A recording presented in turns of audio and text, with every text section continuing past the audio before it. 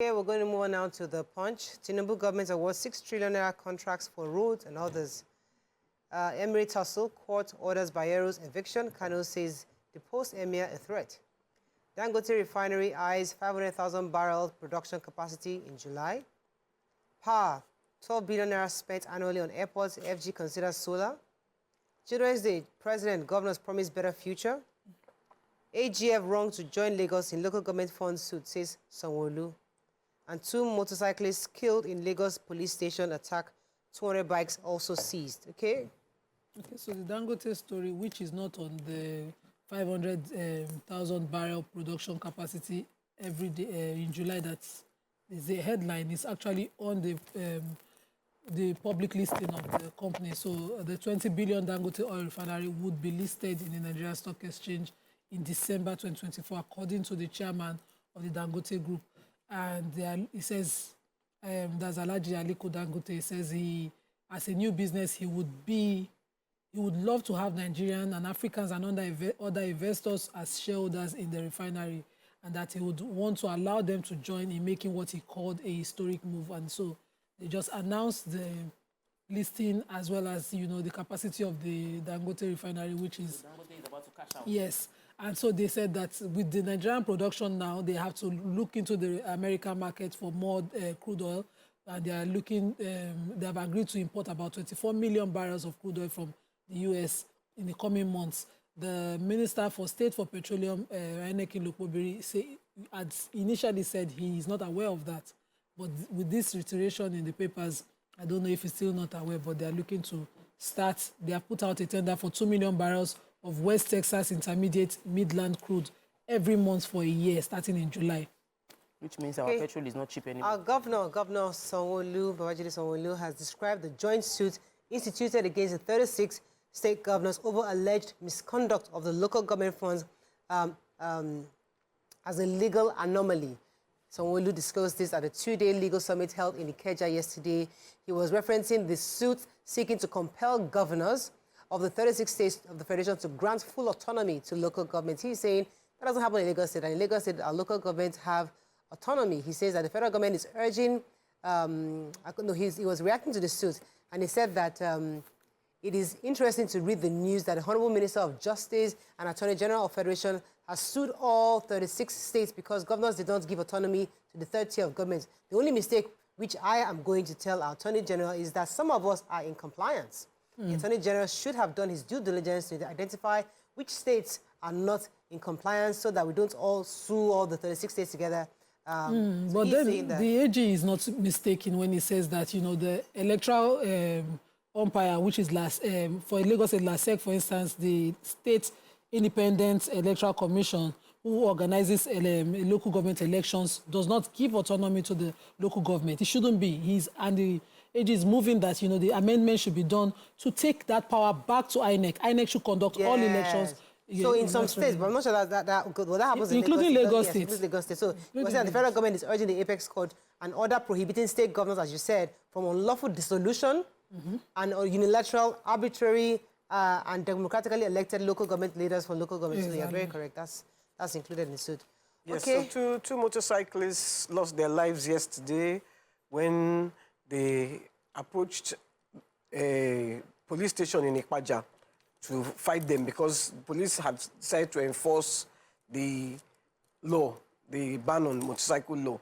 So they came in their hundreds and with machetes, guns, and according to the police, guns as well, and machetes and knives and everything. So the police repelled them by shooting and they killed two motorcyclists. They have arrested 22 and seized 200 motorbikes. In Ipaja yesterday was rough. Were you there? No, sorry, I was following online. God forbid I'm there. The one that I see in Sele is enough lessons. I think we should start from stopping the importation of motorcycles if we're going to ever be able to successfully do this. Stop the importation. The attempt at it in Sele cost lives. In fact, it cost innocent motorist life who was not an Okada rider, neither a police officer. Stray bullets were just flying everywhere. And it's a consistent, whenever they attempt to enforce that, you see lives going. So we need to start. You can't ban motorcycles. That's importation. You can't ban indigenization because... You can, as a nation. Not everybody is using it as Okada now. Consider illegal. Some people use it... But we have enough that if those are... Whatever you consider illegal can be banned. I think. Let me take the major headline. That should be a hot topic.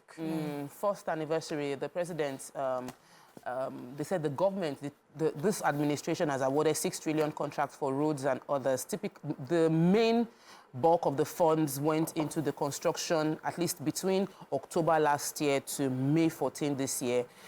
Within the past 8 months, they've awarded different infrastructural projects across critical sector. They said that they awarded contracts for the construction of airports as well as roads.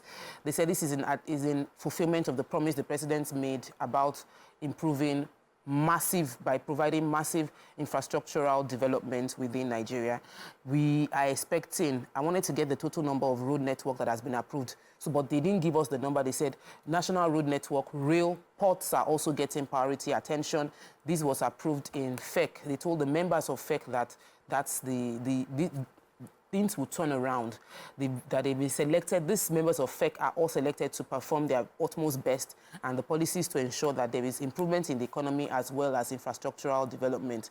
So they highlighted Abuja-Lokoja route, highlighted Benue projects, and many more. So because I can't list all the projects that got the contract. However, 6 trillion naira has been committed to contracts over the past 8 months. Some of them already concluded. Some of them will be seeing the results going forward. Daily Sun very quickly. May 30 said at home 300,000 Southeast students risk not writing WASSEC general mathematics. Children's Day, Tinubu promises safe, secure schools and local autonomy.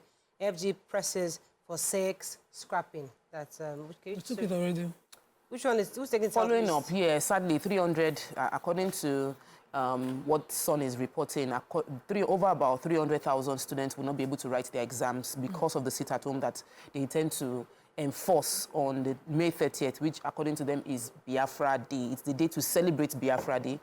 And that's the day when general mathematics examination is meant to hold as well. So people in the Southwest won't be able to write their general mathematics WASSEC examination, and they said this might jeopardize the education of all these 300,000 students who registered because maths is a compulsory subject. I am wondering how the Minister of Education, because his picture was here, and to see how they are going to peacefully find a resolution that would allow these students to write their exams. The Abia State government has appealed to all to understand, including the leadership of IPOB, sounding a clear implication that, see, they're writing general mathematics and it must be carried out and people must write their exams. The Commissioner for Education too, the son could not reach the Commissioner for Education for Abia State, but the governor already said he has appealed to them. It's amazing how Ima Powerful is somewhere in Finland, whatever country, and his own children are holding exams. He's just declaring. No, not Ima Powerful. Ima Powerful is here. What's the name of that one that is there? Simon Ekpa. Yes, Ekpa. So they're all there having their children having exams, and here we have 300,000 children. It is dangerous and too risky to proceed with the exams not because we are obeying IPOB, because to insist that you don't put the children at risk.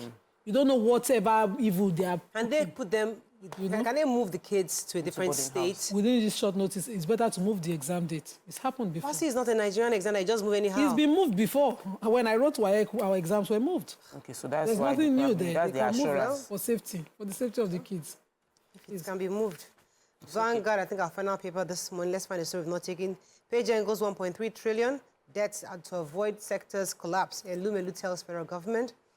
Edo Guba, more trouble for LP as 2 ESCOs emerge. AGF orders to National Assembly change of anthem by legislative fiat can't work. Labour private sector operators bicker over minimum wage. Okay, story. The AG again was addressing the House of Reps who quickly did first reading, second reading, third reading, and even passed into law an amendment to change the anthem. And he's saying this is like legislative fiat. It's too, that's not the way to go about it. But I'm with the AG. I don't even think this is a priority right now. We'll just know how they'll go. So the chairman of the Transnational Corporation, that's Transcorp, Mr. Tony Elumelu, has urged the federal government to quickly pay, as a matter of urgency, pay off the 1.3 trillion owed to power generating, that's GENCOs, in Nigeria to avert the collapse of the sector. He stated this at the Transcorp PLC annual general meeting in Abuja yesterday. Said Gencos could no longer afford to continue to subsidize the power sector. He explained that Transcorp Power alone is owed about 250 billion naira for power supply to the national grid. He also urged the government to fully privatize the power sector by divesting its 40% stake in the 11 electricity distribution companies and the 100% stake in the transmission company. I mean, these are big asks, but I mean, it's also a hot topic. I think we are owing them. Yeah. So it's not, when we ask you to pay what you are owing, it's not... No, the big ask is like privatizing 40% of Nigeria's stake in these discos, and transmission companies, 100% stake. Create more liquidity. So, yeah, so we'll see how that happens. Please, I need to take Coastal Road, the Nigerian... The Lagos-Calabar Coastal Road is ongoing. The people are complaining about the compensation being a fraction of what their properties are worth. One person said that her business is worth 300 million and she had to pay off her workers. What she got as compensation was less than 15% the value of the property. And they've been told they should not talk to the press. So many of them talking to the press now is even a risk to them, that they said they should just collect the compensation and go. That somebody is and keep quiet, but that what they are getting is so small that they cannot even rebuild or even reacquire the property for that same thing. No. They should explore litigation. Say corruption has crept into the process of compensation. They must get the That's value. why the courts are there. Let's go on a break now. When we come back, we move on to our hot topics. Stay with us. We'll be right back.